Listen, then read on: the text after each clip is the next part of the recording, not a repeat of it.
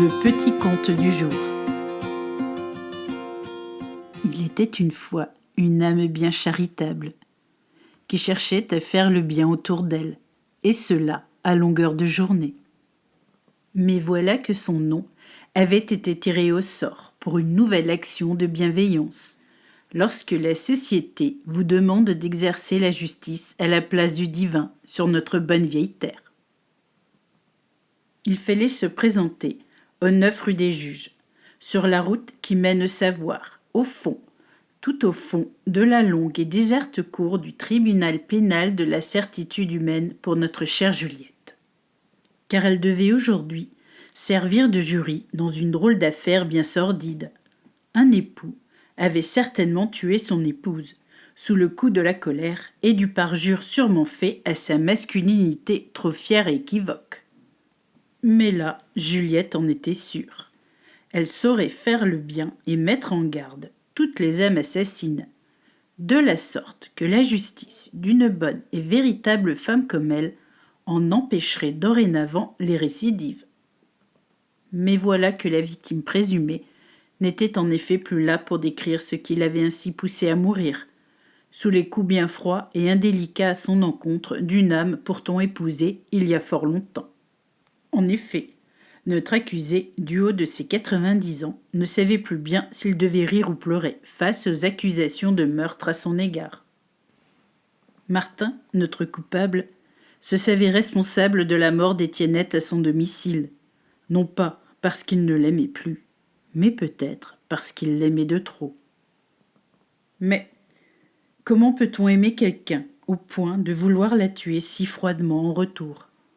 Son avocat plaidait la négligence, le regard indu du matin sans même plus un bonjour pour égayer la journée, alors qu'Étiennette cherchait en lui cette étincelle de bonheur perdue jusque-lors.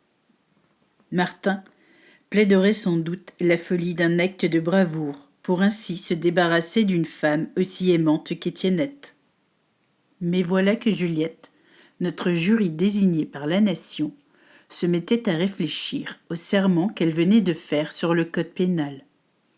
Elle ne déclarerait la culpabilité du détenu uniquement si aucun doute ne la traverserait à ce sujet. Et des doutes, elle en avait, face à ce vieux malingre sans cesse en train de renifler du nez coulant à la morve d'une épouse qu'il dit pourtant tant aimer et regretter. Il l'avait tué du chapeau de l'impuissance masculine. Lorsque la mort frappe ainsi un corps en pleine défaillance amoureuse, car Étiennette, d'un, se refusait à lui après une très longue ménopause sans sens pour elle, et de deux, elle regrettait les années de folie dans la dignité du corps aimant d'un amant pour l'autre. Elle voulait garder ce souvenir en mémoire, même si Martin désirait encore s'en forger d'autres.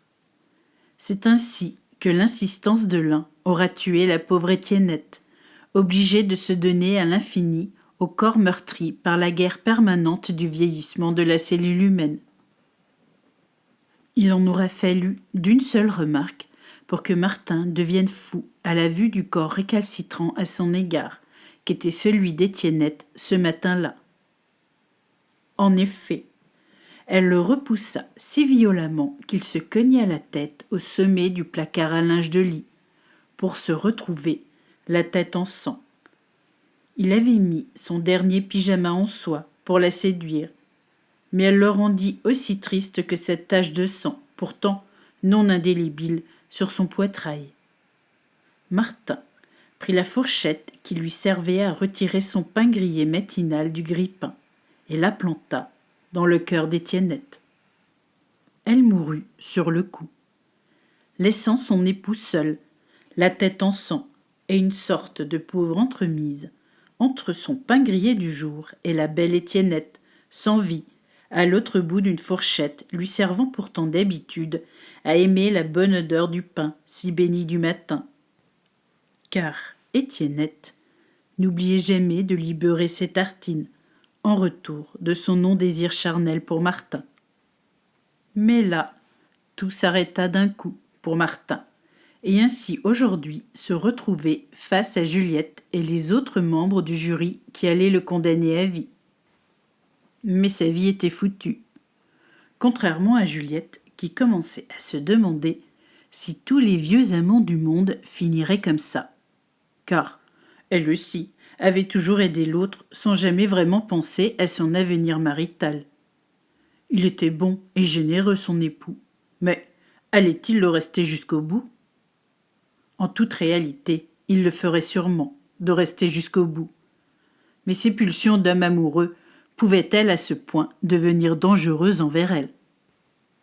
Juliette n'en saurait rien avant une trentaine d'années, mais là, la partition du pauvre impuissant face à la déroute sexuellement induite d'une femme pourtant aimée avait mis sans dessus-dessous notre chère Juliette.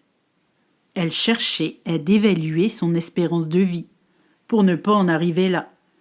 Mais Martin, et son visage aussi vieux et doux, la rendaient mal à l'aise.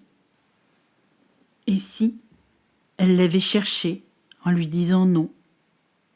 Et si elle avait oublié de lui dire non ? Et si son corps était encore trop demandeur face à son mental en repos de ce côté-là ? Et si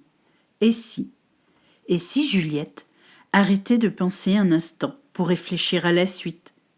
Car son époux à elle n'était pas des plus entreprenants lorsqu'elle lui disait non, pas maintenant. Jamais il ne l'avait bousculé au point de devoir le repousser de force. Mais est-ce que ce genre de comportement peut arriver avec l'âge ? Se demandait-elle allègrement. Sûrement pas, répondit à ses pensées un co-juré dont la volonté d'être juste dépassait le questionnement moral du manichéisme bien pensant envers les vieux, comme elle disait encore.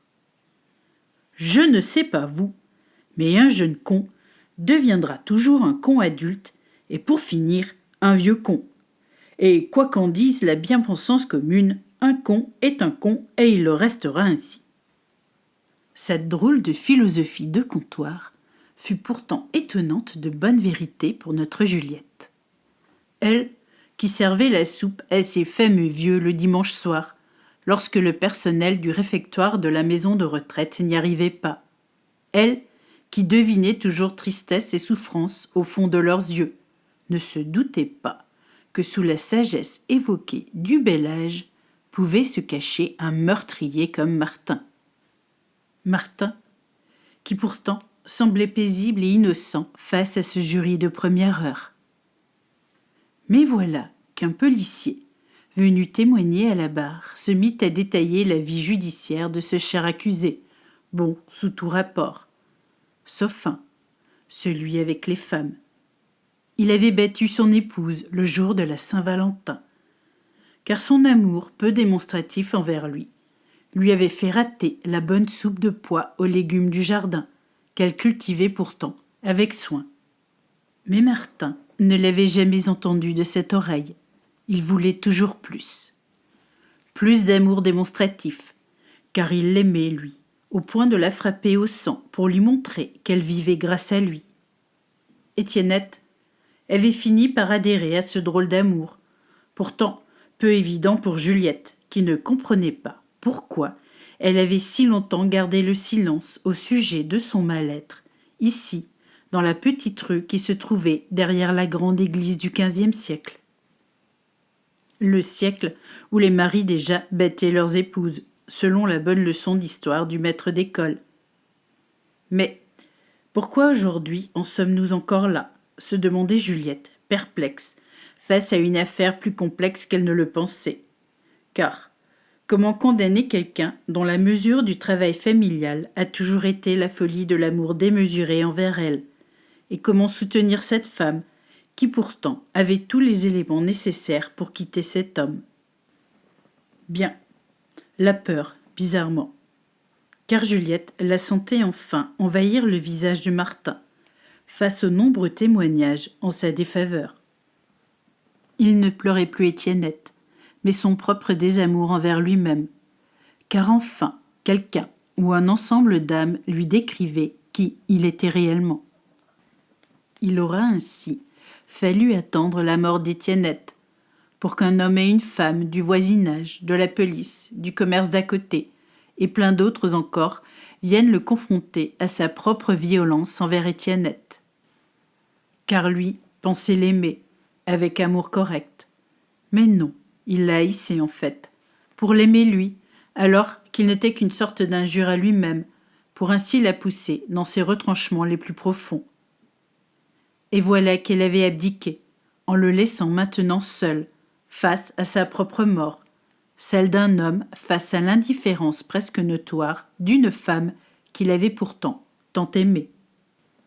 Ainsi, Martin prit perpète, à l'unanimité, sans mystifier Juliette d'un doute déraisonnable, car elle le savait vieux et triste, mais aussi mort de l'intérieur, pour avoir tant désiré tuer une femme pour se prouver sa propre existence sur terre.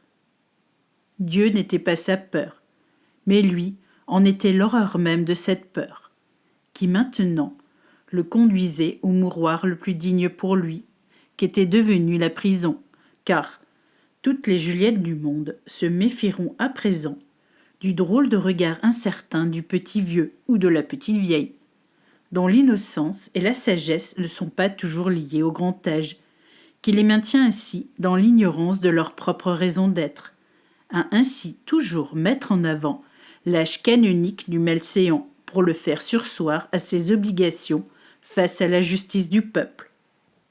Et croyez-moi, le peuple, tout comme Juliette, ne va plus regarder l'âge ou le faciès du pauvre innocent sans grâce, pour lire à travers les temps et les années passées ainsi à se regarder sans rien faire. Il va maintenant tous les regarder du plus profond de l'âme, pour en comprendre que la justice ne sera plus liée au grand âge, mais à la sévérité du regard de l'âme en face.